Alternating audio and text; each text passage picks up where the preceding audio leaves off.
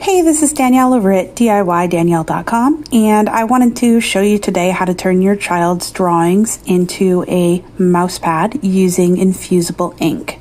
Now, you have two options. You can have your child draw the item out on a regular piece of paper with regular markers and then trace it onto special paper for sublimation with the sublimation pens, or you can just draw directly with the sublimation pens.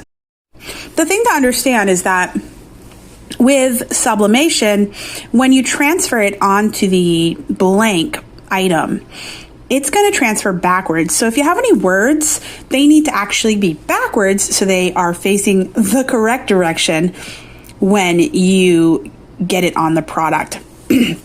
So we actually drew it on a separate piece of paper and then we transferred it onto sublimation paper using sublimation pens.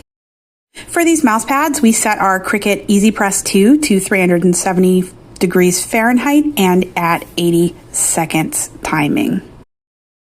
So you place your design, your drawing that's on your sublimation paper that has been drawn with sublimation pens. You paste that design face down on your blank item. And on top of that, you want to place your butcher paper. Do not reuse butcher paper. It must go directly in the garbage after, because otherwise it can transfer that same old design onto a new item.